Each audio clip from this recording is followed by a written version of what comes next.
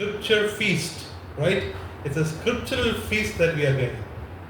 தேவ வசனம் என்கிற இந்த விருந்தை நாம் அனைவரும் அனுபவித்துக் கொண்டிருக்கிறோம் என்று கூறலாம். அதற்காக நாம் தேவனுக்கு நன்றி செலுத்தலாம். As of now, we've looked into 2 books, and now we're going to go into the 3rd book, and there is one more book that's going to come up. நாம் இதுவரை 2 புத்தகங்களை படித்திருக்கிறோம், பார்த்திருக்கின்றோம், ஆபகுக் மற்றும் ரோமர். இப்பொழுது நாம் 3வது புத்தகத்தை பார்க்க இருக்கிறோம். இதற்கு அடுத்து இன்னொரு புத்தகம் கூட இருக்கிறது. And so it's my privilege to be here again. I'm so glad that you have invited me again.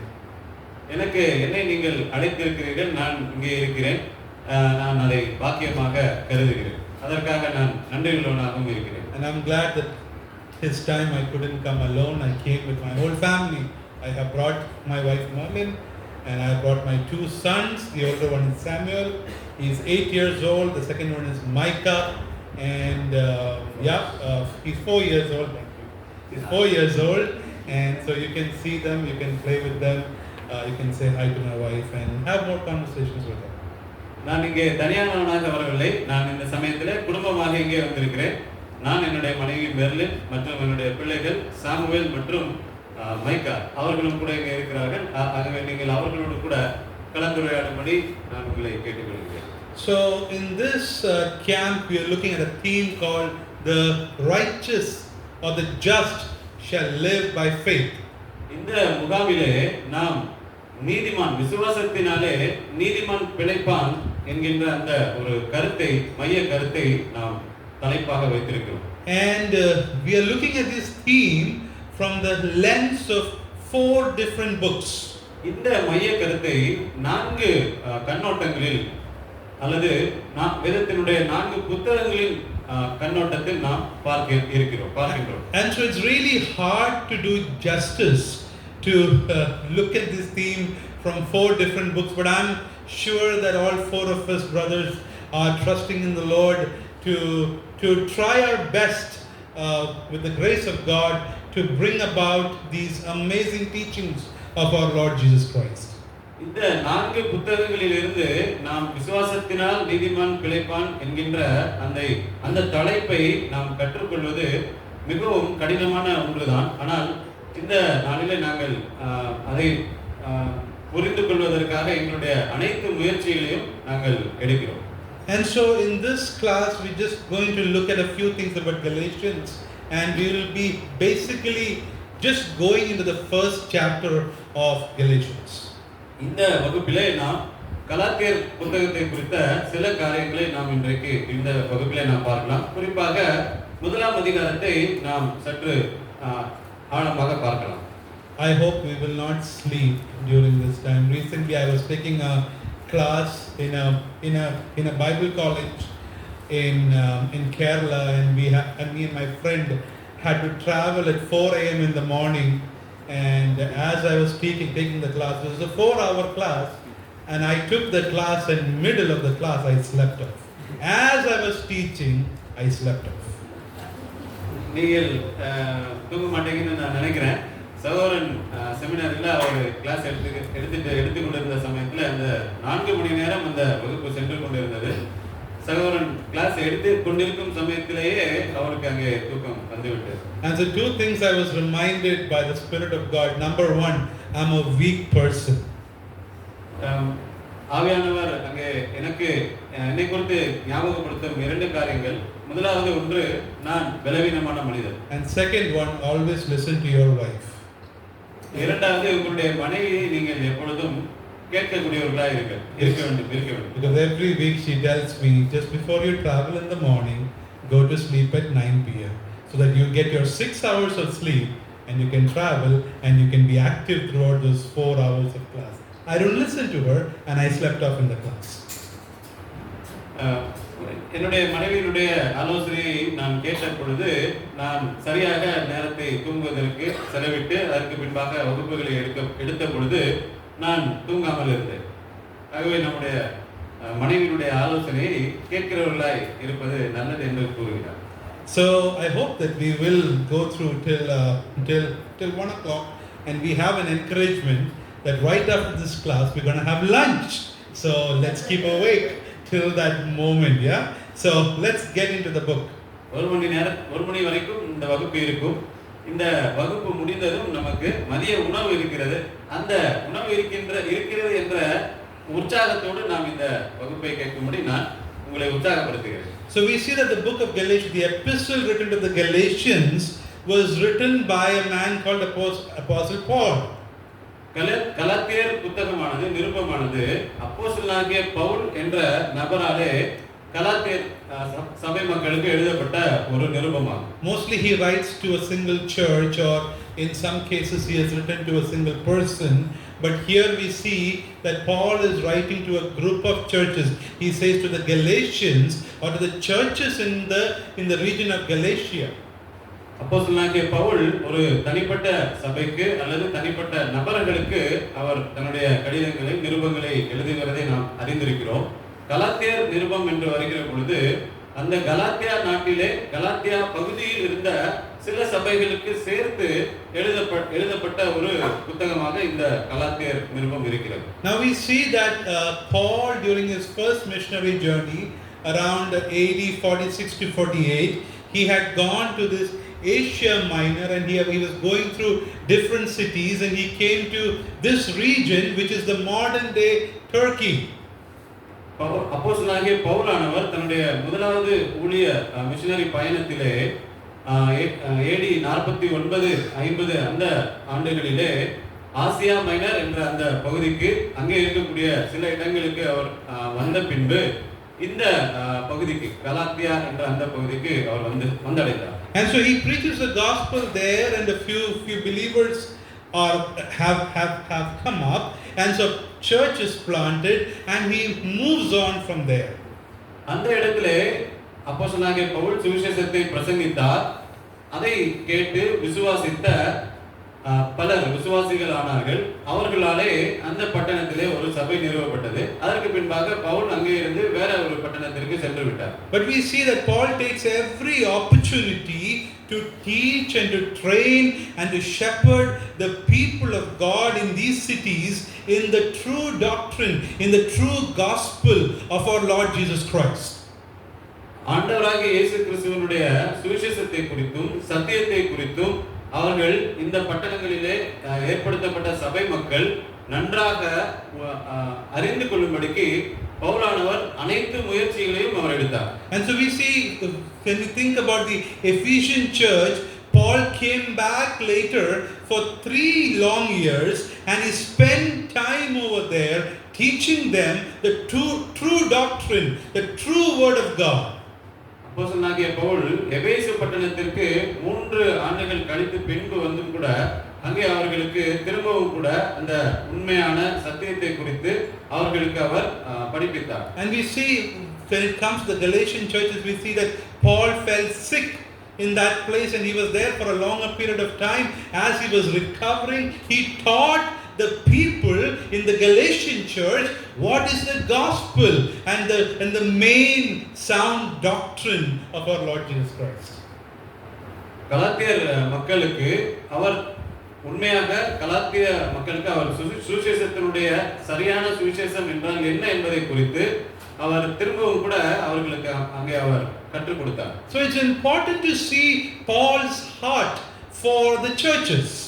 பவுலுடைய இருதயத்தை நாம் இங்கே காண்கிறோம். அங்கே சபைகளை குறித்த அவருக்கு இருந்த ஒரு முக்கியத்துவத்தை பார்க்கிறோம். His heart beats for the people of God, so that their faith is rooted in the true gospel. தேவனுடைய பிள்ளைகளுடைய அந்த விசுவாசமானது தேவனுடைய அந்த சுவிசேஷத்தில் மிகவும் ஆழமாக வேர்விட்டு இருக்கும்படிக்கு அவர் விரும்புகிறதை நாம் பார்க்கிறோம். So hence we need to pray that our churches will have people, will have elders, will have pastors who are walking with the Lord, and whose heart is for the church, their burden for the church to grow in the sound doctrine. நம்முடைய சபைகளிலும் கூட மூப்பரானவர்கள், போதகர்கள், உதவிக்காரர்கள் மற்றும் சகோதர சகோதரிகள் அனைவரும் அங்கே தேவனுடைய வார்த்தையில் மிகவும் ஆழமானவர்களாக, தேவனுடைய செயல்பாடுகளில் தேவனுடைய சித்தத்தை செய்வதற்கு அவர்கள் முழுவதுமாக தங்களுடைய கவனத்தை செலுத்துகிறவர்களாக இருக்க வேண்டும் என்று நாம் அவர்களுக்காக ஜெபிக்க வேண்டும். And so we see Paul doing another thing in the book of Acts. He goes through certain cities, plants churches, teaches people. When the next time he is traveling, he comes to the same cities. He checks on them whether they are still continuing in the faith. Pavul அங்கே பல இடங்களுக்கு சென்று பல பட்டணங்களுக்கு சென்று அவர் சுவிசேஷத்தை பிரசங்கித்து சபையை ஏற்படுத்தினார். அவர் ஏற்படுத்தி சென்ற பின்பாகவும் சில வருடங்கள் கழித்து அல்லது சில மாதங்கள் கழித்தோ அவர் திரும்ப தான் ஏற்படுத்தின அந்த சபையினிடத்திற்கு அந்த பட்டணத்திற்கு வந்து தான் போதித்த அந்த சத்தியங்களை அவர்கள் கடைபிடித்து அதிலே நிலைத்திருக்கிறார்களா என்று அவர்களை சோதித்தார். அதே சமயத்தில் அவர்களுக்கு தேவையான அறிவுரையும் அவர் வழங்கினார். And so as he checks upon the Galatian churches, he comes to know that some new things are happening. Some people have come, some Judaizers have come, and these guys are preaching a different gospel. இப்படி போல Galatia சபைகளிலேயும் அவர் அங்கே திரும்ப வந்து அங்கே அவர்கள் தேவனுடைய வார்த்தையில் எப்படி இருக்கிறார்கள், அவர்களுடைய விசுவாசம் எப்படி இருக்கிறது என்று அவர் சோதித்து அறிந்த பொழுது அங்கே அவர் கண்ட ஒரு காரியம், அங்கே சில யூதர்களாலே அங்கே சபையிலே வேறு உபதேசம் அல்லது வேறு சுவிசேஷமானது அங்கே கொண்டு வரப்பட்டு சில பிரச்சனைகள் காணப்பட்டதை அவர் கண்டார். And so these guys are coming and saying that in order to become a Christian or to be a Christ follower, you need to believe in the Mosaic law and specifically follow a certain tradition called the circumcision. இந்த தவறான சுவிசேஷத்தையும் உபதேசத்தையும் கொண்டு வந்த அந்த யூதர்கள் அவர்கள் நீங்கள் ரட்சிக்கப்பட வேண்டும் என்றால் அல்லது இந்த ஒரு உண்மையான சுவிசேஷத்தோடு கூட அவர்கள் சில யூத முறைமைகளை நீங்கள் கடைபிடிக்க வேண்டும் என்று அவர் கூறினார். அதிலும் குறிப்பாக நீங்கள் விருத்த சேதனம் செய்ய வேண்டும் என்று அவர்கள் கூறியிருந்தார்கள். So Paul preached to them and said that in order to be a believer you have to put your faith in Christ. That's what is needed. But now these Judaizers are coming and saying to be a Christian first you have to become a Jew. நீங்கள் இயேசு கிறிஸ்துவானவர் அல்லது பவுல் அவர்களுக்கு பிரசங்கித்தது, நீங்கள் விசுவாசிகள் ஆக வேண்டும் என்றால் நீங்கள் தேவனிடத்திலே உங்கள் விசுவாசத்தை நீங்கள் வைத்தால் போதும் என்று அவர் கூறினார். ஆனால் இந்த யூதர்களோ நீங்கள் விசுவாசிகள் ஆக வேண்டும் என்றால், நீதிமான்கள் ஆக வேண்டும் என்றால் முதலாவதாக நீங்கள் யூதனாக நீங்கள் மாற வேண்டும் என்று அவர்கள் கூறினார்கள். So when Paul hears that, he cannot tolerate it. He can't even think about it that the Galatian church is being invaded by a different false gospel. இந்த ஒரு செய்தியை, இந்த ஒரு நிலையை அப்போஸ்தலனாகிய பவுல் கண்ட பொழுது அவர் மிகவும் அங்கே அவர் அதை சகித்துக் கொள்ள முடியாதவராக அவர் இருந்தார். இந்த அளவிற்கு அங்கே கலாத்தியா சபைகளிலே அங்கே வேறு உபதேசங்கள் இருந்தது. Because Paul had taught the Galatians in chapter 3 verse 13, Christ has redeemed us from the curse of the law by becoming a curse for us. That's what he had taught. That's what these people had believed. Now the church is in confusion. அப்போஸ்தலனாகிய பவுல் அவர்களுக்கு உபதேசித்திருந்தார், நாம் அங்கே சாபத்திலிருந்து விடுதலை ஆகும்படிக்கு ஆண்டவராகிய இயேசு கிறிஸ்து நமக்காக சாபமானார் என்பதை உபதேசித்திருந்தார். அவர்களும் அதை விசுவாசித்திருந்தார்கள்.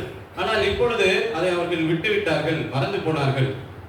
Brothers and sisters, always remember, when you hear genuine, true, faithful preaching from the Word of God, it will lead to repentance in your life and it will lead to greater love for Jesus Christ and greater love for each other.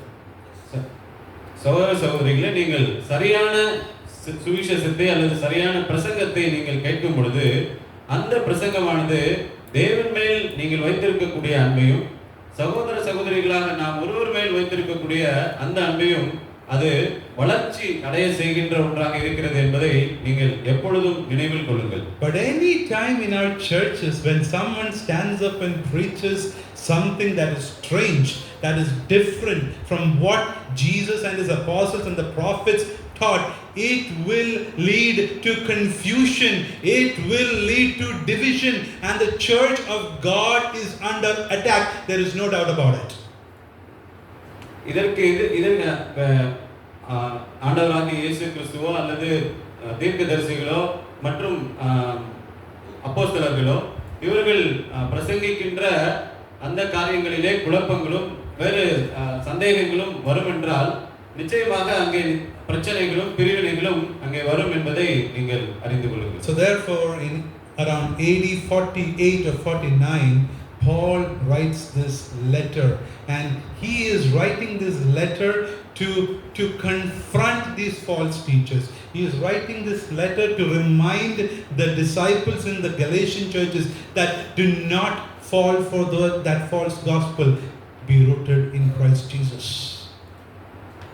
சரியாக AD 48 49 அப்போஸ்தலனாகிய பவுலானவர் இந்த நிருபத்தை எழுதினார். அவர்கள் அந்த கலாத்தியர் சபையானது எதிர்கொண்ட அந்த தவறான உபதேசங்களுக்கு அவர்கள் விலகி இருக்கும்படியாகவும் அதை விட்டு அவர்கள் விலகி சரியான சுவிசேஷத்தில் நிலைத்திருக்கும்படியாக அவர்களுக்கு அவர் எச்சரித்து அவர் கடிந்து கொண்டு அவர் அங்கே புத்தி சொன்னதை நாம் இங்கே இந்த புத்தகத்தில் காண்கிறோம். So hence let's just get into chapter 1.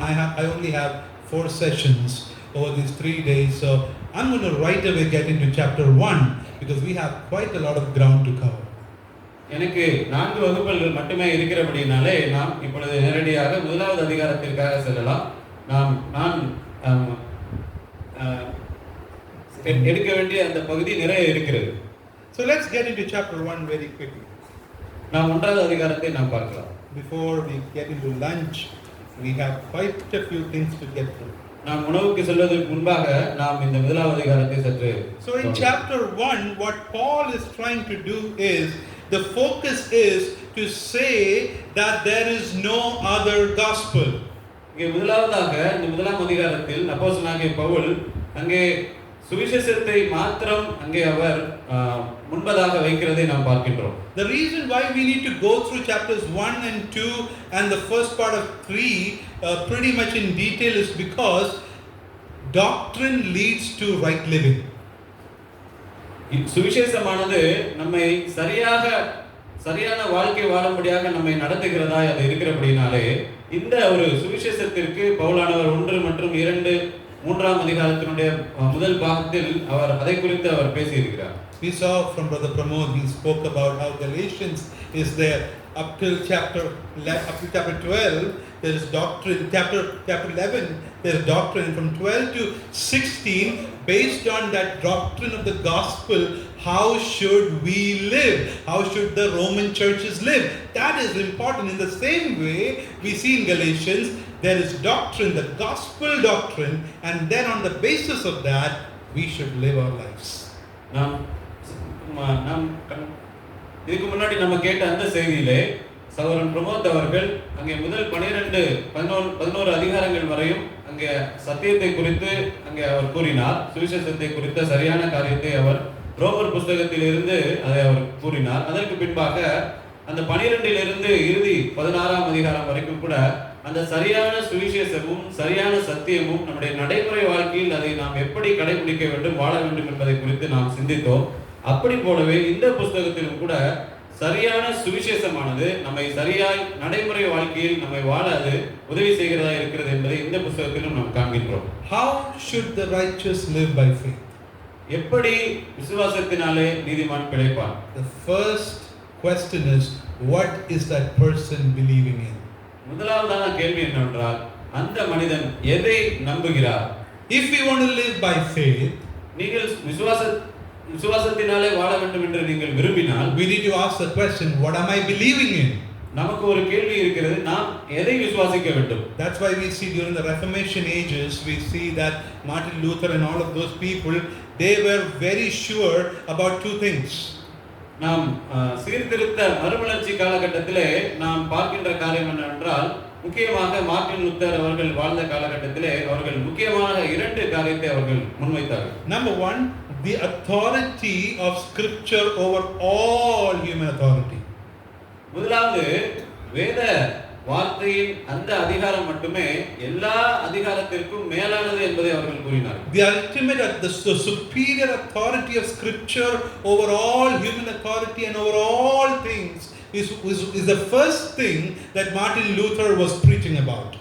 முதலாவதாக மார்ட்டின் லூத்தர் பிரசங்கித்த காரியம் என்னவென்றால் தேவனுடைய வார்த்தையினுடைய அதிகாரம் மட்டுமே எல்லா மனித அதிகாரத்திற்கும் மேலானதாக உயர்ந்ததாக இருக்கிறது என்பதை அவர் பிரசங்கித்தார். And the second truth that he was very much zealously preaching was man is justified or man is saved or made righteous not because of any good things he does but because of what Christ did and the faith that Christ gives.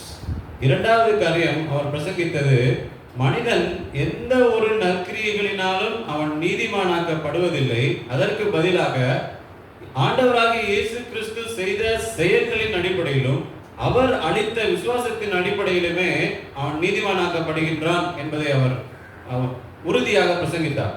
And so we see doctrine defines how we live. இந்த சத்தியங்கள் தான் நாம் எப்படி வாழ வேண்டும் என்பதை விளக்குகிறதா இருக்கிறது. That's why preaching and teaching of the word is important. தேவனுடைய வார்த்தையை பிரசங்கிப்பதும் உபதேசிக்கிறதும் அதனால தான் அது இதற்காகத்தான் அது முக்கியமானதாக இருக்கிறது. That's why I always appreciate Brother Selwyn and all of the organizers here for doing this throughout the year. They could easily enjoy their retirement life in their homes, but why are they doing this?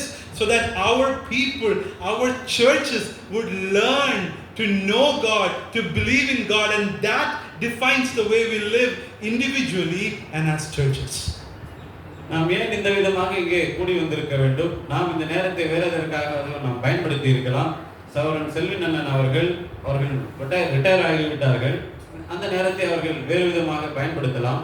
ஆனால் ஏன் இவ்விதமாக நாம் வேத வகுப்பு முகாம்களை நாம் ஏற்படுத்த வேண்டும்? விடாப்பிடியாக அல்லது தொடர்ச்சியான வேத பாடங்களை நாம் ஏன் படிக்க வேண்டும்? இதையெல்லாம் நாம் படிக்கும் பொழுது தேவனுடைய வார்த்தையை நாம் அதிகமாக கேட்கின்றோம். அந்த தேவனுடைய வார்த்தை தான் நம்முடைய அனுதின வாழ்க்கையில் நாம் தனிப்பட்ட விதமாகவும் சபையாகவும் நாம் வாழ்வதற்கு அது மிகவும் உதவியாக இருக்கிறது என்பதை நாம் காண்கிறோம். So in chapter 1 Paul is going to tell an important truth which is very easy to hear. There is no other gospel.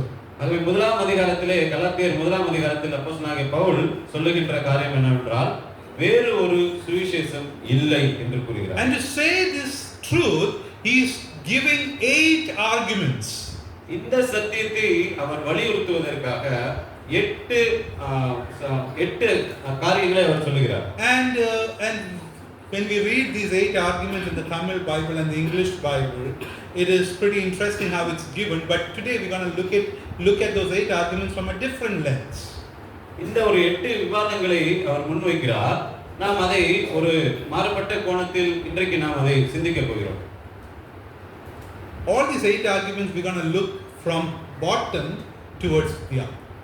இந்த 8 விவாதங்களையும் 8 அவர் முன்மொழிகின்ற அந்த 8 காரியங்களையும் கீழிருந்து மேலாக நாம் பார்க்க இருக்கின்றோம். Now I didn't make up this flow of argument. நான் இந்த ஒரு விவாதத்தை நான் எடுக்கவில்லை, நான் செய்ததில்லை. I learned it from John Piper in 2018 when I was attending a conference in the US. I was there in his class. And he is the one actually who taught me how to see these 8 arguments. இந்த 8 விவாதங்களையும் அவர் முன்வைத்த இந்த 8 காரியங்களையும் நான் கற்றுக்கொள்ளவில்லை. நான் ஒரு பிரசங்கத்தில் அமெரிக்காவிலே நான் ஒரு பிரசங்கத்தில் பங்கு பெற்ற பொழுது அங்கே ஜான் பைப்பர் என்ற அந்த ஒரு நபர் இந்த ஒரு 8 விவாதங்களையும் அவர் முன்வைத்தார். அதிலிருந்து நான் சில பாடங்களை கற்றுக்கொண்டேன். And so let's look at these 8 arguments from bottom to the up. That's how we're going to look at it. நாம் இந்த 8 விவாதங்களை கீழிருந்து மேலாக நாம் பார்க்கலாம். Now in verse 3 to 5, மூன்றாம் வசனத்திலிருந்து 5ஆம் வசனம் வரை he is greeting the people, greeting the churches. அவர் அந்த சபை மக்களை வாழ்த்துகிறார். And he says, grace to you and peace from God the Father and our Lord Jesus Christ, who gave himself for our sins so that he might rescue us from this present evil age, according to the will of our God and Father, to whom be the glory forevermore. Or in other words, what Paul is doing, he's telling these people right away that God has rescued us from our sins, from this present evil age, through His Son Jesus Christ. ஆண்டவராகிய இயேசு கிறிஸ்து மூலமாக தேவன் நம்மை இந்த பொல்லாத பிரபஞ்சத்தில் நின்று விடுவித்தார் என்று அவர் கூறுகிறார். இந்த வாழ்த்துரை அல்லது அவர்களை அவர் வாழ்த்துகிற பொழுது 2ஆம் வசனத்திலிருந்து 5ஆம் வசனம் வரைக்கும் நாம் காண்கின்றோம். அங்கே அவர்களை வாழ்த்துகிறார். He says in verse 3, grace and peace from God the Father and our Lord Jesus Christ. Both persons of the Trinity are mentioned there. இங்கே 3ஆம் வசனத்திலே பிதாவாகிய தேவனாலும் நம்முடைய கர்த்தராகிய இயேசு கிறிஸ்துவினாலும் உங்களுக்கு கிருபையும் சமாதானமும் உண்டாவதாக என்று அவர் கூறுகிறார். And at the same time in verse 1 Paul says that he is an apostle not sent from men nor through human agency but through Jesus Christ and God the Father. Again we see that in a reverse manner, who raised him from the dead. இங்கே 1ஆம் வசனத்திலே மனுஷனாலும் அல்ல மனுஷன் மூலமாயும் அல்ல இயேசு கிறிஸ்துவினாலும் அவரை மரித்தோரிலிருந்து எழுப்பின பிதாவாகிய தேவனாலும் அப்போஸ்தலனாய் இருக்கிற பவுலாகிய நானும் என்று அவர் கூறுகிறார். இங்கே இயேசு கிறிஸ்துவையும் பிதாவாகிய தேவனையும் அங்கே அவர் குறிப்பிடுகிறதை நாம் பார்க்கிறோம். So he first says in the introduction that he is an apostle not because some human being or some person has appointed him, but he is an apostle because of what Christ and God the Father did for him. அவர் தான் ஒரு மனிதர்களாலே அவர் அப்போஸ்தலன் ஆகவில்லை, அதே சமயத்திலே பிதாவாகிய தேவனுடைய சித்தத்தின்படியும் ஆண்டவராகிய இயேசு கிறிஸ்துவினாலும் அவர் அப்போஸ்தலனாக ஏற்படுத்தப்பட்டார் என்பதை அவர் கூறுகிறார். And then he says grace to you and peace. So that's how he goes on, and then from verse 6 till the end of chapter 1 he is trying to say, he is driving home the point that there is no other gospel. அவர் இவ்விதமாக அவர்களுக்கு பிதாவாகிய தேவனாலும் ஆண்டவராகிய இயேசு கிறிஸ்துவினாலும் கிருபையும் சமாதானம் உண்டாவதாக என்று வழக்கம் போல் அவர் கூறிவிட்டு இந்த அதிகாரத்தினுடைய இறுதிக்கு அவர் வருகிற பொழுது வேறொரு சுவிசேஷம் இல்லை என்பதை அவர் தெளிவாக அவர் பிரசங்கிக்கிறார். So hence let's look at the first thing in verses 15 to 16. In verses 15 to 16 we see the first thing that Paul is saying according to this arrangement. God set Paul apart from salvation and apostleship before Paul was born. 15 மற்றும் 16 வசனத்திலே முதலாவது காரியத்தை இங்கே பவுலானவர் விளக்குகிறார். பவுலானவர் பிறப்பதற்கு முன்பதாகவே சுவிசேஷத்திற்காக பிரித்தெடுக்கப்பட்டு அனுப்பப்பட்டார், தேவனாலே பிரித்தெடுக்கப்பட்டு அனுப்பப்பட்டார் என்பதை அவர் அங்கே வலியுறுத்தி கூறுகிறார். He says this in verse 15, but when he who had set me apart even from my mother's womb and called me through his grace was pleased to reveal his son in me so that I might preach. அப்படி இருந்தும் நான் என் தாயின் வயிற்றில் இருந்தது முதல் என்னை பிரித்தெடுத்து தம்முடைய கிருபையினால் அழைத்த தேவன் தம்முடைய குமாரனை நான் புறஜாதிகளிடத்தில் சுவிசேஷமாய் அறிவிக்கும் பொருட்டாக அவரை எனக்குள் வெளிப்படுத்த பிரியமாய் இருந்த போது உடனே நான் மாம்சத்தோடும் இரத்தத்தோடும் யோசனை பண்ணாமலும் என்று நாம் வாசிக்கிறோம். Now we see that verse 15 and 16 is actually not the main clause. It's not the main point here. இந்த 15-16 வசனங்கள் ஒரு முக்கியமான ஒரு பாயிண்ட் இல்ல, ஒரு குறிப்பு இல்லை. So as we look from bottom to up, we're going to go from the less significant point clause to the main clause. நாம் கீழிருந்து மேலாக பார்க்க போகிறோம் என்று நான் சொன்னபடி இப்பொழுது மிகவும் மதிப்பு குறைந்ததிலிருந்து அப்படியே நாம் மேலே செல்ல மதிப்பு அங்கே கூடிய காரியங்களை நோக்கி நாம் செல்கிறோம். And so I'm not saying that this point is not very important. According to the way the clauses have been mentioned, that arguments have been mentioned in this chapter 1. Let's look at the first one. Paul is saying that I was set apart before I was born. நான் இங்கே நான் பிறப்பது பவுல் தன்னை குறித்து சொல்லுகிறார், நான் பிறப்பதற்கு முன்பாகவே நான் சுவிசேஷத்திற்காக பிரித்தெடுக்கப்பட்டேன் என்று கூறுகிறார். God set him apart. தேவன் பவுலை பிரித்தெடுத்தார். So Paul is saying that God calling Paul was not a plan B. தேவன் பவுலை அழைத்தது அது தேவனுடைய இரண்டாவது திட்டம் அல்ல, அல்லது பிளான் பி அல்ல. It was sending Paul to the Gentile world was not an afterthought that God had in his mind. பவுலை புறஜாதிகளிடத்தில் அனுப்புவது என்பது பவுலுடைய வாழ்க்கைக்கு பின்பாக அவருடைய சூழ்நிலையை பார்த்து தேவன் தீர்மானித்தது அல்ல. It's not like God looked at all of his apostles and he was like, okay, you guys are doing the great commission in a very slow manner, let me bring Paul as the plan B. That's not what was happening. அப்போஸ்தலர்கள் அனைவரையும் தேவன் பார்த்து அங்கே நீங்கள் இந்த சுவிசேஷத்தை அறிவிப்பதில் மெதுவாக இருக்கிறீர்கள், உங்களுக்கு பவுல் தேவைப்படுகிறார் என்று நான் பவுலை பிரித்தெடுக்கிறேன், அனுப்புகிறேன் என்று அவர் அவிதமாக அவர் பிரித்தெடுக்கப்படவில்லை. God planned to use Paul to share the gospel in the Gentile world before he was born. அப்போஸ்தலனாகிய பவுல் பிறப்பதற்கு முன்பாகவே சுவிசேஷத்தை புறஜாதிகளிடத்தில் அறிவிக்க வேண்டும் என்று தேவன் அவரை பிரித்தெடுத்தார். And it's very interesting to see that God planned Paul's apostleship before there were any apostles. மிகவும் ஒரு ஆச்சரியப்படக்கூடிய காரியம் என்னவென்றால், அப்போஸ்தலர்கள் ஏற்படுத்தப்படுவதற்கு முன்பாகவே தேவன் தன்னுடைய அனாதி தீர்மான திட்டத்தில் அப்போஸ்தலனாகிய பவுலை அவர் அப்போஸ்தலனாக்க வேண்டும் என்று தீர்மானித்திருந்தார். And the other thing we want to see here is God did not put Paul simply to the job, but he first put him through something that we see in Acts.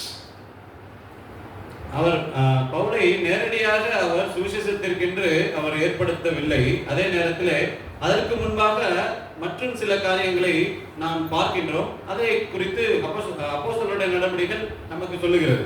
We see that Paul, before he started preaching the gospel, he was a Christ hater. He was a God hater. He was a Christian persecuting Pharisee. பவுலானவர் சுவிசேஷத்தை பிரசங்கிப்பதற்கு முன்பாக அவர் இயேசு கிறிஸ்துவை வெறுப்பவராக அவர் இருந்தார். கிறிஸ்தவர்களை உபத்திரவப்படுத்துகிறவராய் அவர் இருந்தார். And he had all the authority from the rulers to go and persecute the church, and he was moving towards that mission. அதிகாரிகளிடத்திலே அவர் உத்தரவை பெற்றுக்கொண்டு அனுமதி வாங்கிக் கொண்டு இந்த இயேசு கிறிஸ்துவை பின்பற்றக்கூடியவர்களை அவர் உபத்திரப்படுத்துவதற்கான அந்த பாதையில் முன்னேறி சென்று கொண்டே இருந்தார். So God was there. He knew what Paul was.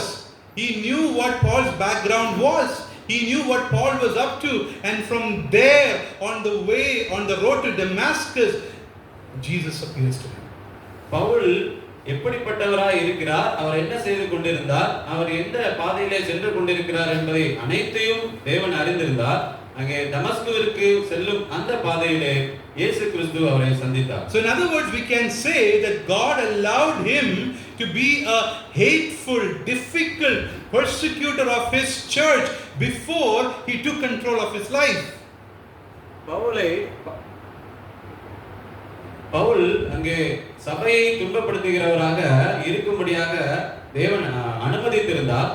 ஆனால் அதற்கு பின்பாக அங்கே தேவன் அந்த சபைக்கு அவரை பயன்படுத்தினார், சபையை விரிவாக்குவதற்கென்று அவர் பயன்படுத்தியிருந்தார். Therefore Paul can say it very confidently, this is not my doing, this is God's doing. ஆகவே பவுல் சொல்லுகிறார், நான் இதை செய்யவில்லை, இதை தேவன் செய்தார் என்று அவர் கூறுகிறார். That's why he says, he chose me, he put me into this task even before I was born. இந்த சுவிசேஷம்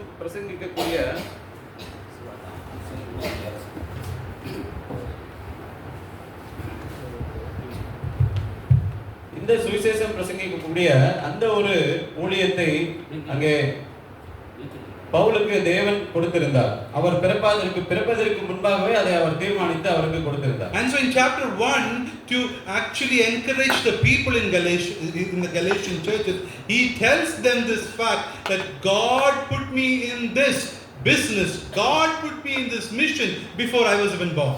கலாத்திய சபைகளுக்கு அவர்களை உற்சாகப்படுத்தும்படியாக அவர் சொல்லுகிறார், இந்த ஊழியத்திற்கென்று தேவன் என்னை ஏற்படுத்தினார் என்று அவர் கூறுகிறார்.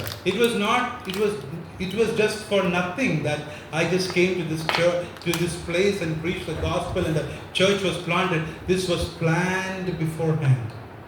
இங்கே நான் கலாத்திய சபைகளுக்கு அவர் எழுதுகிற பொழுது, இங்கே வந்ததும் இங்கே நான் சுவிசேஷத்தை பிரசங்கித்து சபைகளை நிறுவியது அது ஒரு சாதாரணமான ஒன்று அல்ல, ஆனால் அதை ஏற்படுத்தும்படி தேவன் முன்னதாகவே அதை தீர்மானித்திருந்தார் என்று கூறுகிறார். From there he goes to the second argument. He says that God has called me to himself by revealing his son Christ to me. இரண்டாவது ஒரு வாதத்தை அவர் இங்கே கூறுகிறார். அங்கே தேவனுடைய குமாரனாகிய இயேசு கிறிஸ்துவை வெளிப்படுத்தினார், என்னிடத்தில் எனக்குள் அவரை வெளிப்படுத்தினார் என்று அவர் கூறுகிறார். He says in verse 16 from the end of verse 15, called me through his grace, was pleased to reveal his son in me.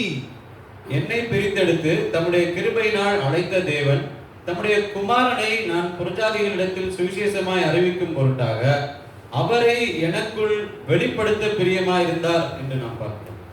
God had destined for him that Paul would preach the gospel to the Gentile world, and when he was on his way to persecute the church, God reveals the beauty, the worth of his son Jesus Christ, and that changes everything for Paul. அப்போஸ்தலனாகிய பவுல் சபைகளை விசுவாசிகளை துன்பப்படுத்திக் கொண்டிருந்த சமயத்திலே அங்கே ஆண்டவராகிய இயேசு கிறிஸ்து பவுலுடைய வாழ்க்கையில் இடைப்பட்டார். அந்த நிமிடத்திலிருந்து அந்த சந்தர்ப்பத்திற்கு பின்பாக பவுல் அங்கே அவர் சுவிசேஷத்தை அறிவிக்கக்கூடிய ஒரு நபராக மாறினதை நாம் காண்கிறோம். So as you read these verses, you should look at what Paul is trying to say. Paul is saying, this is not me, this is not about me, this is about God. இப்படிப்பட்ட இந்த செயல்கள் இது என்னாலே அல்ல, இது என்னை பற்றிய காரியம் அல்ல, இவைகள் அனைத்தும் தேவனால் முன் தீர்மானிக்கப்பட்டது, இவைகளை செய்கிறவர் தேவன் என்று அவர் கூறுகிறார். Because the false teachers, when they come and preach, how do they preach? They have a hidden agenda, and what is their hidden agenda? They want to build up their kingdom. தவறான உபதேசத்தை பிரசங்கிக்கக்கூடியவர்கள் அவர்கள் எதை பிரசங்கிக்கிறார்கள்? அவர்கள் பிரசங்கிப்பதற்கென்று சில தவறான நோக்கங்கள் அவர்களுக்கு இருக்கிறது. அவர்கள் தங்களுக்கு சொந்தமான ராஜ்யத்தை கட்டும்படியாக அவர்கள் பல காரியங்களை செய்கிறார்கள். That's why we see in the book of Jude, we see in the book of 1 Timothy, in the book of 1 Peter, 2 Peter, we see about the traits, the characters of false teachers. Their teaching is always accompanied by greed and sexual struggle. தவறான உபதேசத்தை குறித்து, தவறான அந்த உபதேசத்தை பிரசங்கிப்பவர்களை குறித்து யூதா நிருபத்திலும் 2 பேதுரு நிருபத்திலும் மற்றும் 2 தீமோத்தேயு போன்ற நிருபங்களிலே நாம் பார்க்கிற பொழுது அவர்களுக்கென்று சில நோக்கங்கள் இருக்கிறது. ஒன்று பண ஆசையாக இருக்கலாம், இல்லது தவறான ஒரு வாழ்க்கை முறையாக அவர்களுக்கு இருக்கலாம். ஆகவே இவ்விதமாய் அவர்கள் அந்த ஒரு நோக்கங்களோடு அவர்கள் செயல்படுகிறதை நாம் நிருபங்களில் காண்கிறோம். But Paul is saying, I came to you years back to preach the gospel, and now I'm writing this to you because this is what the Lord wanted from me, and I'm going to do his mission, and I'm going to write to you because I don't want to see you guys falling for that false gospel. கலாத்திய சபையில் உள்ள விசுவாசிகளே, நான் உங்களிடத்திலே சில ஆண்டுகளுக்கு முன்பாக நான் வந்தது தேவனுடைய சித்தத்தினாலே வந்தேன், சுவிசேஷத்தை பிரசங்கித்தேன். திரும்பவும் நான் உங்களிடத்திலே வந்திருக்கிறேன், நீங்கள் எப்படி இருக்கிறீர்கள் என்று பார்க்கிறேன். ஆனால் நீங்கள் தவறான உபதேசங்களை நீங்கள் பின்பற்றாமல் சரியாக நீங்கள் மீண்டும் சத்தியத்தில் நடக்க வேண்டும் என்பதை விரும்புகிறேன் என்று அவர் விரும்புகிறார். ஆகவே இந்த வேலைகளை, இந்த நோக்கங்களை எல்லாம் நான் ஏன் செய்கிறேன் என்றால், இது என்னுடைய காரியம் அல்ல, என்னுடைய வேலை அல்ல, இதை தேவன் செய்கிறார். இதை தேவன் செய்யும்படியாக என்னை அவர் நியமித்தார். ஆகவே நான் உங்களை எச்சரித்து புத்தி சொல்லுகிறேன் என்று அவர் கூறுகிறார். So if Paul has been changed by God, if Paul has been called by God before he was even born, what should he do? And that's the third argument we see from verses 16 to 21. Paul avoided all contact with the 12 apostles, but he rather went to Arabia. இந்த ஒரு சந்தர்ப்பத்திலே அப்போஸ்தலனாகிய பவுல் அங்கே மற்ற அப்போஸ்தலர்களிடத்தில் அவர் செல்லாமல் அவர் அரேபியாவிற்கு அவர் சென்றார் என்பதை நாம் இங்கே 16ஆம் வசனத்திலிருந்து 21ஆம் வசனம் வரை நாம் காண்கிறோம். He went to Arabia for 3 years, and then he says, I went to Peter just for 15 days. நான் 3 ஆண்டுகளாக அரேபியா தேசத்தில் இருந்தேன். அதற்கு பின்பாக வெறும் 15 நாட்கள் மட்டுமே நான் பேதுருவை சந்தித்தேன், அங்கே இருந்தேன் என்று அவர் கூறுகிறார். Now 2 reasons why Paul did this. ஏன் பவுல் இதை செய்தார் என்பதற்கு 2 காரணங்கள் இருக்கிறது. Number 1, he wanted to make sure that his calling to be an apostle and the gospel that he has received is from Christ and not from man. ஏன் பவுல் அதை அப்படி செய்தார் என்றால், தேவனுடைய சுவிசேஷத்தை பெற்றுக்கொண்டது அதை தேவனிடத்திலிருந்து பெற்றுக்கொண்டார் என்பதை விளக்குவதற்காக மனிதனிடத்தில் அதை நான் பெற்றுக்கொண்டேன் என்பதை அங்கே அவர் பெற்றுக்கொள்ளவில்லை என்று அவர் விரும்பினார். And the second reason, இரண்டாவது காரணம், Paul wanted his message of the gospel that he will be preaching to be in unity with what the other apostles are preaching. His message should be in harmony and unity with what the other apostles are preaching. மற்ற அப்போஸ்தலர்கள் பிரசங்கித்ததோடு கூட இவர் பிரசங்கிப்பதும் இணைந்திருப்பதாகவும் இசைவாக இருப்பதாகவும் இருக்கிறது என்பதை கூட அங்கே அதை அவர் வலியுறுத்தினார். So it's actually independence in authority but unity in message. அதிகாரத்திலே அங்கே ஒரு தனிப்பட்ட ஒரு சுதந்திரம், அதே சமயத்திலே செய்தியில் ஒற்றுமை, உபதேசத்தில் ஒற்றுமை அங்கே நாம் பார்க்கிறோம். I have often imagined what would those 3 years look like. அந்த ஒரு 3 வருடங்கள் எப்படிப்பட்டது என்பதை நான் கற்பனை செய்கிறேன். It looks like 3 years of MTH. அது ஒரு மாஸ்டர் ஆஃப் தியாலஜி போன்று நான் அதை காண்கிறேன். I did 3 years of MTH at ACA and I can never compare to what Paul learned. நான் ACA செமினரியிலே 3 ஆண்டுகள் மாஸ்டர் ஆஃப் தியாலஜி நான் முடித்திருக்கிறேன். ஆனால் நான் அப்போஸ்தலனாகிய பவுலோடு என்னை ஒப்பிடவில்லை. Look at Paul's mindset. பவுலுடைய அந்த சிந்தையை கவனியுங்கள். He knows that God has called him before he was born. He has set him apart on a certain trajectory that he was not following, and then he understands God's sovereignty, God's love, God's affection, and he says, I went 3 years into Arabia, but I went to those influential people for just 15 days. இங்கே அப்போஸ்தலனாகிய பவுல் தேவன் தன்னை பயன்படுத்துவதற்கான ஒரு சந்தர்ப்பம் இல்லாதவர் போல அவர் நடந்து கொண்டார், சபைகளை துன்பப்படுத்தினார். ஆனால் அப்படிப்பட்ட நபரை தேவன் அங்கே சுவிசேஷத்தை பிரசங்கிக்கும்படியாக பயன்படுத்தினார். இதை அப்போஸ்தலனாகிய பவுலானவர் விளங்கி கொண்டார், புரிந்து கொண்டார். ஆனால் அதற்கு பின்பாக அவர் 3 வருடம் அரேபியாவிற்கு செல்கிறார். வெறும் 15 நாட்களுக்கு மட்டுமே அப்போஸ்தலர்களிடத்தில் அவர் செல்கிறார். How do we today think about these matters?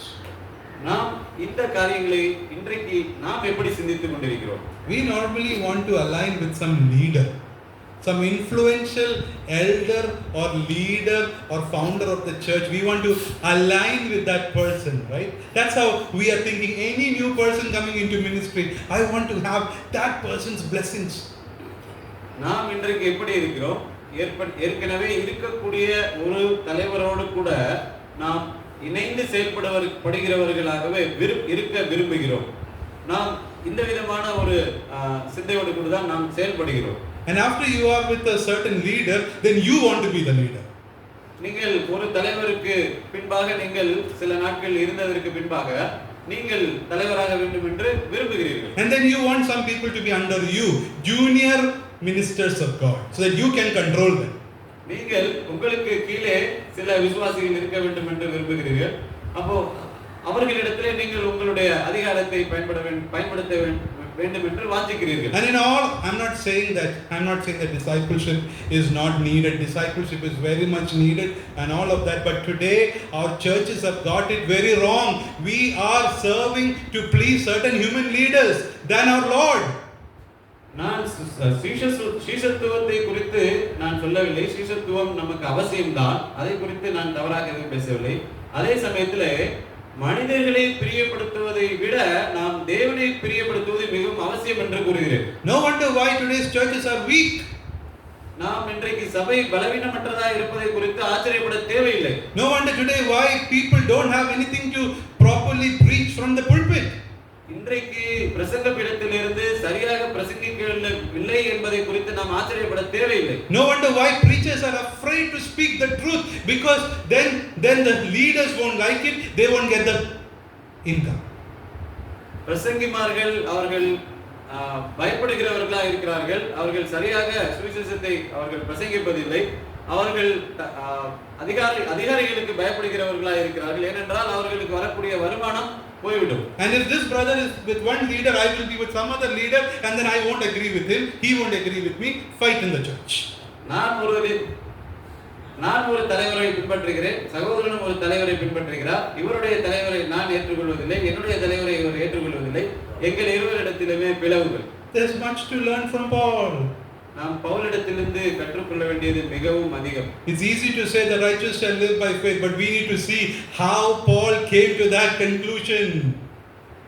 விசுவாசத்தினாலே நீதிமான் பிழைப்பான் என்று சொல்வது மிகவும் எளிதானது. ஆனால் அப்போஸ்தலனாகிய பவுல் ஏன் அந்த ஒரு கருத்திற்கு எப்படி வந்தார் என்பதை நாம் நினைக்க வேண்டியது மிகவும் அவசியம். Paul made sure that his authority to preach the word solely and completely came from the Lord and not from other men.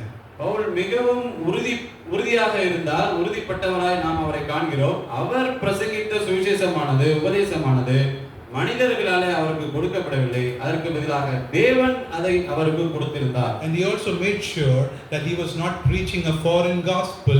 He was preaching the same gospel that Peter and James and John and all the other apostles were preaching. அவர் வேறு உபதேசத்தை, வேறு சுவிசேஷத்தை அவர் பிரசங்கிக்கவில்லை. அப்போஸ்தலனாகிய பேதுரு, அப்போஸ்தலனாகிய யோவான், மற்ற அப்போஸ்தலர்கள் அவர்கள் எந்த சுவிசேஷத்தை பிரசங்கித்தார்களோ அதையே பவுலும் பிரசங்கித்தார். Now that brings us to the fourth argument that Paul wants to put forward. நான்காவது விவாதத்தை நாம் அதை காண்கிறோம். From verses 21 to 24, from verses 21 to 24, 21வது வசனத்திலிருந்து 24வது வசனம் வரை Paul is saying that I am a radically new man because I have spent time with the Lord. The Lord has called me before I was born, and the Lord has appeared to me. He's revealed His Son to me.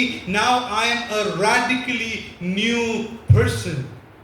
நான் இப்பொழுது ஒரு புதிய மனிதனாக இருக்கிறேன் என்று பவுல் அங்கே கூறுகிறார். And Paul is saying this change in me, this radical change in me is only and only because of the Lord Jesus Christ. அவருடைய வாழ்க்கையில் ஏற்பட்ட இந்த அதிரடியான மாற்றமானது அது ஆண்டவராகிய இயேசு கிறிஸ்துவினால் மட்டுமே ஏற்பட்டது என்பதை அவர் கூறுகிறார். That's why he says in verse 23. 23வது வசனத்திலே நாம் வாசிக்கிறோம். But they only kept hearing the man who once persecuted us is now preaching the faith which he once tried to destroy. And see what happens after that. They were glorifying God. நாம் இப்படியாக வாசிக்கிறோம். முன்னே நம்மை துன்பப்படுத்தினவனே தான் அழிக்க தேடின விசுவாசத்தை இப்பொழுது பிரசங்கிக்கிறான் என்பதை மாத்திரம் அவர்கள் கேள்விப்பட்டிருந்து என்னை பற்றி தேவனை மகிமைப்படுத்தினார்கள் என்று அவர் கூறுகிறார். It's interesting to observe, it's not written that they glorified Peter, they glorified James, they glorified that apostle, this apostle. No, the change is from the Lord. That radical change is from God, and God is to be glorified. அவருடைய வாழ்க்கையில் ஏற்பட்ட இந்த அதிரடியான மாற்றத்தை கண்டவர்கள் பேதுருவை அங்கே மகிமைப்படுத்தவில்லை, மற்ற அப்போஸ்தலர்களை அவர்கள் மகிமைப்படுத்தவில்லை. அந்த மாற்றத்தை அவருடைய வாழ்க்கையில் ஏற்படுத்தின தேவனை மகிமைப்படுத்தினார்கள் என்கின்ற இந்த ஆரோக்கிய ஒரு செய்தியை நாம் இங்கே காண்கிறோம். And because of this, the next thing he says that my apostleship and his gospel came directly from Christ in verses 13 to 24. 13வது வசனத்திலிருந்து 24வது வசனம் வரை நாம் சிந்திக்கும் பொழுது ஆண்டவராகிய இயேசு கிறிஸ்துவின் நேரடியாக சுவிசேஷம் என்னிடத்தில் வந்தது என்று அவர் கூறுகிறார். That's the fifth thing. His apostleship and gospel came directly from Christ. அங்கே அவருடைய அப்போஸ்தலத்துவமும் சுவிசேஷமும் நேரடியாக கிறிஸ்துவினிடத்திலிருந்து வந்தது என்று ஒரு ஐந்தாவது விவாதத்தை வைக்கிறார். In verse 11 he says, the gospel I preach is not man's gospel. 11வது வசனத்திலே நான் பிரசங்கித்த அந்த சுவிசேஷமானது மனிதனுடைய சுவிசேஷம் அல்ல, அது தேவனுடையது என்று அவர் கூறுகிறார். In verse 12 he says, I did not receive it from any man. 12வது வசனத்திலே அந்த சுவிசேஷத்தை நான் மனிதனிடத்திலிருந்து பெற்றுக்கொள்ளவில்லை என்று கூறுகிறார். And then he says, I was not taught by any man. நான் அதை ஒரு மனிதனிடத்திலிருந்தும் நான் கற்றுக்கொள்ளவில்லை என்று கூறுகிறார். And then he says, I received the gospel through a revelation of Jesus Christ. ஆண்டவராகிய இயேசு கிறிஸ்து என்னிடத்தில் வெளிப்படுத்தின அந்த வெளிப்படுத்தலிலிருந்து நான் இந்த சுவிசேஷத்தை பெற்றுக்கொண்டேன் என்று கூறுகிறார். This is the reason why he distanced himself for 3 years from the pillars of the church, from the apostles, because he wanted his apostolic authority to come from Jesus Christ. இந்த காரணத்தினால்தான் அங்கே மற்ற அப்போஸ்தலர்களோடு அவர் சேர்ந்து இராமல், சபைக்கு தூணாக ஆதாரமாய் செயல்பட்டவர்களோடு அங்கே இராமல், தன்னுடைய அந்த அப்போஸ்தல அதிகாரம் என்பது தேவனிடத்திலிருந்து வர வேண்டும் என்பதற்காக அங்கே அவர் 3 வருடம் அங்கே இருந்தார் என்று பார்க்கிறோம். And then we come to the 6th point. நாம் 6வது குறிப்புக்கு வருவோம். Come to verse 10. 10வது வசனம். Therefore Paul says that I am not dependent on men.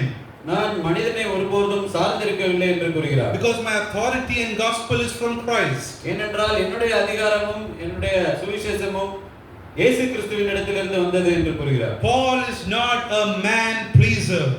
Pavul மனிதனை பிரியப்படுத்துகிறவர் அல்ல. Therefore he can say hard things to the church of God. ஆகவே அவர் சபையின் இடத்திலே காணப்படுகிறவற்றை குறித்து மிகவும் கண்டிதத்தோடு அவர் பேசுகிறார். That's why he says in verse 10, for am I now seeking the favor of people or of God, or am I striving to please people? If I was still trying to please people, I would not be a bond servant of Christ. 10வது வசனத்திலே இப்படியாக கூறுகிறார், இப்பொழுது நான் மனுஷரையா தேவனையா யாரை நாடி போதிக்கிறேன், மனுஷரையா பிரியப்படுத்த பார்க்கிறேன், நான் இன்னும் மனுஷரை பிரியப்படுத்துகிறவனா இருந்தால் நான் கிறிஸ்துவின் ஊழியக்காரன் அல்லவே என்று கூறுகிறார். It's very sad today in the church of God in our country, many speakers are preaching to please other people. இன்றைக்கு நம்முடைய தேசத்திலே நாம் பார்க்கிற காரியம் மிகவும் வருத்தமானது.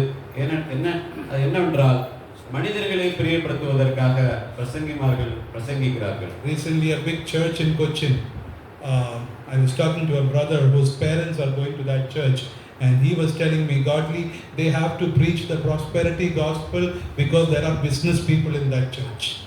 நான் கொச்சின்ல ஒரு சபைக்கு சென்று கொண்டிருந்த ஒரு சகோதரனை குறித்து அறிந்திருக்கிறேன். அவருடைய பெற்றோர் அந்த சபைக்கு அவர்கள் செல்லுகிறவர்களாக இருந்தார்கள். அவர் அந்த சபையை குறித்து சொல்லும் பொழுது அந்த சபையிலே செழிப்பு உபதேசத்தை பிரசங்கிக்கிறார்கள். ஏனென்றால் அந்த சபையிலே அநேக பிசினஸ் பீப்புள் வியாபாரம் செய்யக்கூடியவர்கள் இருக்கிறார்கள் என்று அவர்களை பிரியப்படுத்தும்படியாக அவர்கள் இப்படி செய்கிறார்கள் என்று கூறினார். It is not just in the prosperity churches. அது ஒரு வெறுமனே செழிப்பு உபதேசத்தை பிரசங்கிக்கக்கூடிய சபைகளில் மட்டுமல்ல, even in our churches today people are pleasing other people from the pulpit. நம்முடைய சபைகளிலும் கூட இந்த பிரசங்க பீடத்தில் இருந்து மற்றவர்களை பிரியப்படுத்தும்படியாக பிரசங்கிக்கிறார்கள். And that's why sermons have lost power. அதனால்தான் அங்கே செய்திகள் தேவனுடைய வார்த்தையானது வல்லமையை இழந்து காணப்படுகிறது. No real heart change in the preacher and in the people. அங்கே பிரசங்கிக்கக்கூடியவர்களிடத்திலும் மாற்றமில்லை, அதை கேட்கக்கூடிய சபையாரிடத்திலும் மாற்றமில்லை. 3 months back God led me and my wife back to the Brethren church.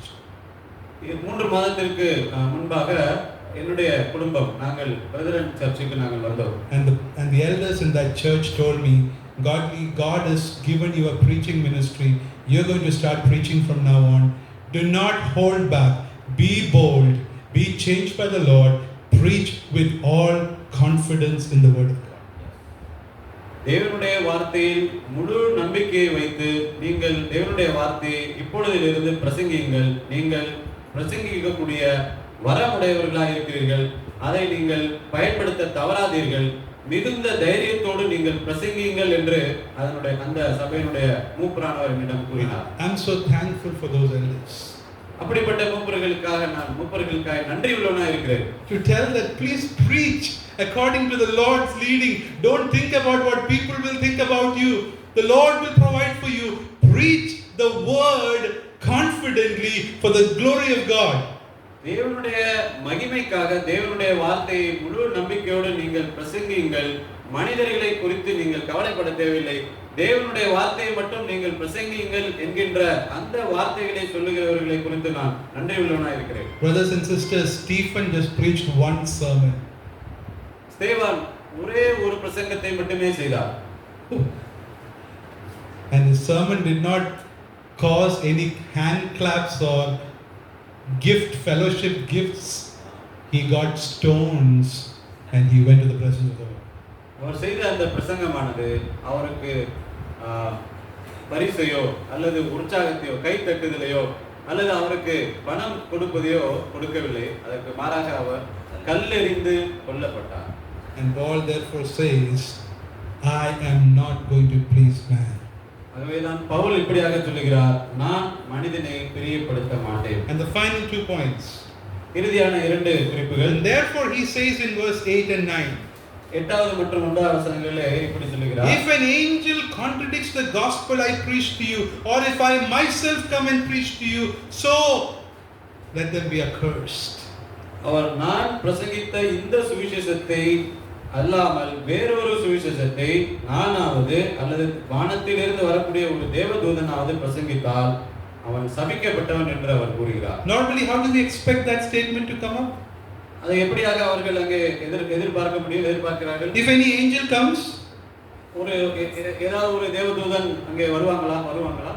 or if that preacher comes and says of this preacher, you see Paul is including himself in that powerful statement. He says, even if I come, even if we come, let us be accursed, anathema on them for preaching a false gospel. தவறான சுவிசேஷத்தை பிரசங்கிப்பதற்கான ஒரு அங்கே result நம்ம அங்கே பலனை அங்கே பிரதிபலனை அவர் என்னவென்று சொல்லுகிறார் என்றால், அவன் சபிக்கப்பட்டவன் என்று கூறுகிறார். அது அங்கே அவர் தன்னையும் அதோடு கூட இணைத்துக் கொள்ளுகிறதை நாம் பார்க்கிறோம். நானாவது அல்லது தேவதூதனாவது அல்லது வேற யாராவது இருந்தாலும் சரி, அவர்கள் எப்படிப்பட்டவர்கள் என்றால் அவர்கள் சபிக்கப்பட்டவர்கள் என்று அவர் கூறுகிறார். And this leads to the final step. அங்கே நாம் கடைசியான ஒரு விவாதத்தை காண்கிறோம். In verse 8, 8வது வசனம். it's one of the key verses of this book. இந்த புத்தகத்தினுடைய பல முக்கியமான வசனங்களில் இதுவும் ஒன்றாக இருக்கிறது. Paul is saying, I am amazed that you are so quickly deserting him who called you by the grace of Christ for a different gospel, which is not just another account, but there are some who are disturbing you and want to distort the gospel of Christ. Or in other words, Paul is saying, what happened to you guys? 6-7 வசனத்தில் நாம் அதை காண்கின்றோம். நீங்கள் இந்த அளவிற்கு இவ்வளவு வேகமாக சுவிசேஷத்தை விட்டு போய்விட்டீர்களா, நீங்கள் இப்படிப்பட்டவர்களா என்று அவர் அங்கே ஆச்சரியப்படுகிறதை நாம் பார்க்கின்றோம். What happened to you in a few years? சில ஆண்டுகளுக்குள்ளாகவே உங்களுக்கு என்ன ஆனது? You know, in the Ephesian church, false teachers came in within a span of 8 or 9 years. எபேசு சபையிலே 8 அல்லது 9 ஆண்டு காலகட்டங்களிலே இடைவெளியிலே அங்கே தவறான உபதேசம் உள்ளே வந்தது. In the Galatian church, he is writing within a span of 2 or 3 years after planting that church. Galatia சபையை நிறுவிய 2-3 ஆண்டுகளுக்குள்ளேயே அங்கே தவறான உபதேசத்தை இங்கே பார்க்கிறோம். So brothers and sisters, what do we expect of our churches? நம்முடைய சபைகளை குறித்து நாம் என்ன எதிர்பார்க்கிறோம் சகோதர சகோதரிகளே? If as Paul tells Timothy, if we don't keep account of our lives, if we don't keep a close watch over the doctrine that God has given to us, what will be the situation of our churches? இங்கே நம்முடைய சபைகளில் ஏற்படக்கூடிய சூழ்நிலைகள் என்ன? நாம் அங்கே தேவனுடைய வார்த்தையும் தேவனுடைய சுவிசேஷத்தையும் நாம் சரியாக பின்பற்ற தவறுவோமானால் என்ன நடக்கும்? So Paul is crying with astonishment, what has happened to you? In another verse in Galatians he says, oh foolish Galatians, who has fooled you? அவர் மிகுந்த அழுகையோடும் ஆச்சரியம் கலந்த ஒரு வியப்போடும் கூட அங்கே அவர், உங்களுக்கு என்ன ஆனது கலாத்தியர் மக்களே, நீங்கள் இவ்வளவு புத்தியினராய் இருக்கிறீர்களே என்று கூறுகிறார். Paul is still asking them, how did Christ give you grace? ஆண்டவராகிய இயேசு கிறிஸ்து உங்களுக்கு எப்படி கிருபை கொடுத்திருந்தார் என்று அவர் அங்கே. Don't you remember that you were taught that he died for you, he gave his blood for you, he was broken for you and he rose upon the third day. That's the way he gave you grace. Why do you now believe that you have to do certain things to come to Christ? ஆண்டவராகிய இயேசு கிறிஸ்துவானவர் உங்களுக்காக அவர் தன்னுடைய சொந்த ஜீவனை அவர் கொடுத்திருக்கிறார், உங்களுக்காக அவர் நொறுக்கப்பட்டிருக்கிறார். அதையெல்லாம் நீங்கள் விட்டுவிட்டு வேறொரு உபதேசத்தை நீங்கள் பிடித்துக்கொள்ள பார்க்கிறீர்கள் என்று கூறுகிறார். So using these 8 arguments, Paul is saying there is no other gospel. இந்த ஒரு 8 விவாதங்களை 8 காரணங்களை அவர் கூறிவிட்டு அவர் இப்படியாக அவர் முடிக்கிறார், வேறொரு சுவிசேஷம் இல்லை. The first step for us to live by faith is to know what is the right doctrine, what is the true gospel, what has Christ done for us. That's where it starts. நாம் எதை விசுவாசிக்கிறோம், நாம் என்ன நம்முடைய விசுவாச வாழ்க்கை எப்படி இருக்கிறது என்றால், எப்படி இருக்க வேண்டும் என்றால், ஆண்டவராகிய இயேசு கிறிஸ்து எனக்காக அல்லது அவர் செய்தது என்ன என்பதிலிருந்து தான் அது இருக்கிறது என்பதை நாம் பார்க்கிறோம். We will flourish as believers We will grow as churches when we firmly are rooted in the gospel of our Lord Jesus Christ, as it produces fruits in our lives, in our churches. Brothers and sisters, the Lord will bless our churches. நாம் சரியான சுவிசேஷத்திலும் தேவனுடைய வார்த்தையிலும் நாம் நிலைத்திருப்போம் என்றால் நிச்சயமாக நாம் ஆவிக்குரிய வாழ்க்கையில் வளருகிறவர்களாகவும் நாம் கனி தரக்கூடியவர்களாகவும் நாம் நிச்சயமாக இருப்போம் என்பதை நினைத்துக் கொள்ளுங்கள். Brothers who are preaching in your churches, please ask the question, where is your authority coming from? சகோதரர்களே, நீங்கள் உங்களுடைய சபைகளில் பிரசங்கிக்கிற பொழுது நீங்கள் இப்படி கேளுங்கள், உங்களுடைய அதிகாரம் எங்கிருந்து வந்திருக்கிறது? It should not be from man. அது மனிதனிடத்திலிருந்து வரக்கூடாது. It should be from our Lord and our risen Savior Jesus Christ. Because when we know that, we will keep guard over our lives, over our doctrines, and that will help us to serve our churches well, serve our families well. அது தேவனிடத்திலிருந்து வர வேண்டும். அப்படி வரும் பொழுதுதான் நாம் அங்கே சரியான உபதேசத்தையும் சுவிசேஷத்தையும் காத்துக்கொள்வோம். அது மட்டும் இல்லாமல் அதுதான் அங்கே நாம் தேவனை சேவிப்பதற்கும் சபையை சேவிப்பதற்கும் அது ஏதும் பிரயோஜனமாக இருக்கும். So there is no other gospel. வேறொரு சுவிசேஷம் இல்லை. Only one gospel. ஒரே ஒரு சுவிசேஷம் தான். Which has saved us today. அந்த சுவிசேஷம் தான் நம்மை ரட்சித்தது. Let's praise and thank God for His Son Jesus Christ. நாம் நம்முடைய ஆண்டவராகிய இயேசு கிறிஸ்துவை நாம் துதிப்போம், அவருக்கு நன்றி செலுத்துவோம். Let's tell Him, oh Lord, why me? Why us that we are saved today? It's only because of your grace.